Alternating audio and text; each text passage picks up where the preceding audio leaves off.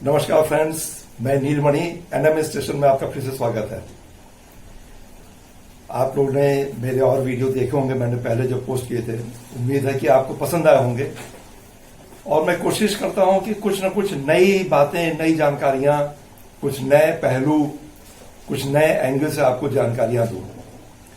क्योंकि अभी दुनिया भर में सिर्फ एक ही विषय चल रहा है, कोविड-19 या कोरोना वायरस। तो बात करते हैं उसी के बारे में।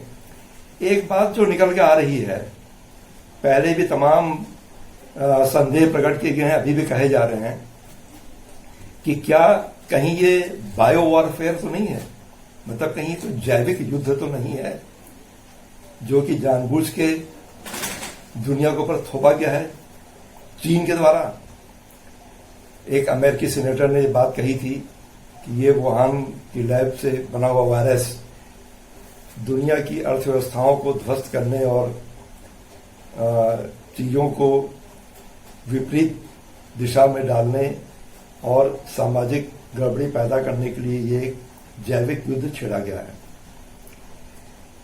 यूएसए के एक बायो वॉरफेयर के एक्सपर्ट, उन्होंने भी बात कही है कि जो ये स्थितियां हैं, जो ये हालात हैं, उससे इस बात से इनकार नहीं किया सकता।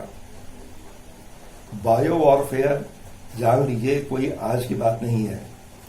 431 BC बिफोर क्राइस्ट, 431 में, जब रोमन एम्पायर के अंतर्गत या ग्रीक एम्पायर के अंतर्गत ग्रीस में एथेंस और स्पार्टा में लड़ाइयां हुई थी, तब एथेंस की सेनाओं ने, एथेंस के लोगों ने स्पार्टा पे आरोप लगाया था कि स्पार्टा ने जो है वो कुओं को जहरीला कर दिया और प्लेग की बीमारी फैलाई ताकि सेना के समेत आम लोग भी मर जाएं, बीमार पड़ जाएं।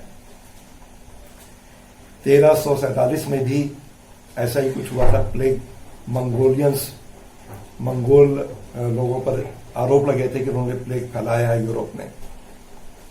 मंगोल लोग जो थे वो कहीं हमला करते थे तो दुश्मनों की सेनाओं के बीच प्लेग से मरे हुए लोगों की लाशें फेंक देते थे ताकि प्लेग फैले।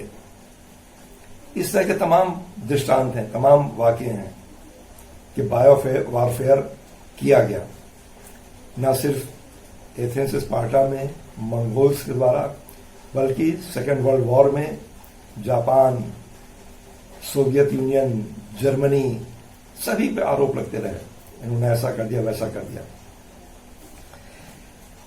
1925 में एक इंटरनेशनल जिनीवा ट्रीटी के अंतर्गत ये तय हुआ था कि बायोलॉजिकल वेपन्स का इस्तेमाल ना तो कोई करेगा ना कोई बनाएगा। 1975 26 मार्च को बकायदा एक ट्रीटी भी हुई जिसमें 183 देशों ने साइन किया कि बायोलॉजिकल वेपन ना तो बनाएंगे, ना डेवलप करेंगे, ना ही इस्तेमाल करेंगे। लेकिन कोई भी देश इस ट्रीटी का पालन कर रहा है कि नहीं कर रहा है, इसके बारे में निश्चित तौर पे कुछ भी नहीं कह सकते। बैक्टीरिया, वायरस या केमिकल वेपन्स किस लैब में कहां बन रहे हैं, कितनी सीक्रेसी से बन रहे हैं, कोई सैटेलाइट इसको पकड़ नहीं सकती है। किस लैब में वायरस बना के जेनेटिकली मॉडिफाई करके मिसाइल के द्वारा, इंसानों के द्वारा, पानी के द्वारा, भोजन के द्वारा कहां फैला दिया जाए, ये ट्रेस करना बहुत मुश्किल है। लेकिन बायोलॉजिकल वॉरफेयर के जो वेपन्स हैं, ये दोधारी तलवार है। ये दुश्मन दोस्त को नहीं पहचानते। अगर किसी ने फैलाया है तो वो फैलाने वाला भी उतनी ही जोखिम में है, उतने ही रिस्क पे है। लेकिन ये तो बातें हुई इतिहास की या दूसरे पहलुओं की। अगर चीन ने ऐसा फैलाया है तो क्या इसके हमारे पास कोई प्रमाण है? देखिए, प्रमाण शायद ही कभी मिल पाए। अगर कहीं पे गोपनीय ढंग से वायरस फैलाया गया, उसको बैक जाके ट्रेस करना लगभग नामुमकिन है। कौन पहला व्यक्ति था जो इन्फेक्ट हुआ था, कहां से आया था, अब ये नहीं पता चल सकता है। लेकिन जिस तरीके से चीन ने अपने यहाँ चीजों को कंट्रोल किया और एक प्रांत को छोड़ के उसमें भी एक शहर वुहान, उसको छोड़ के ये बीमारी फैलने नहीं दी, सीमित कर लिया। जबकि अमेरिका, यूरोप के बड़े बड़े देश इसको कंट्रोल नहीं कर पाए, तबाही के मुकाम पे पहुंच गए। क्या वजह थी कि चीन ने कंट्रोल कर दिया? ये लोग क्यों नहीं कर पाए? दुनिया की अर्थव्यवस्थाएं गड्ढे में जा रही हैं, गर्त में गिरी पड़ रही हैं। चाइना बिल्डअप कर रहा है, फैक्ट्रीज खुल गई हैं, प्रोडक्शन शुरू हो गया है, काम चल रहा है। इसकी भी कुछ वजह होंगी। इसमें सवाल बहुत से अनुत्तरित हैं, लेकिन ये जान लीजिए, जैविक वॉरफेयर सदियों जमानों से रहा है, आगे भी रहेगा। कभी कोई वायरस छोड़ देगा, कभी एंथ्रैक्स, कभी केमिकल वेपन। इससे बच के रहना हम ही लोग को है, हम लोग को इसके लिए मैं बार बार कहता हूं, बी प्रिपेयर्ड, तैयार रहिए। आपकी तैयारी ही आपको बचाएगी। आज की तारीख में व्यक्तिगत तौर पे आप इस युद्ध से लड़ नहीं सकते हैं, बच ही सकते हैं अपने बचाव के द्वारा।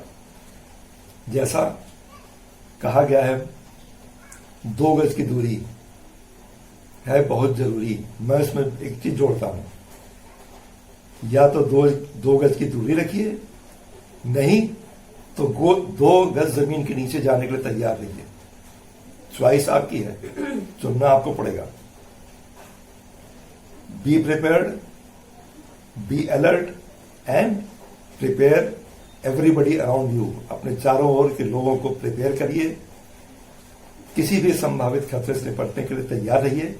यही एक सूत्र है। Thank you very much. फिर मिलेंगे किसी नए विषय के साथ। आपके कुछ कमेंट हो, कुछ सुझाव हो, कोई शिकायत हो, कृपया अवश्य बताएं। नमस्कार।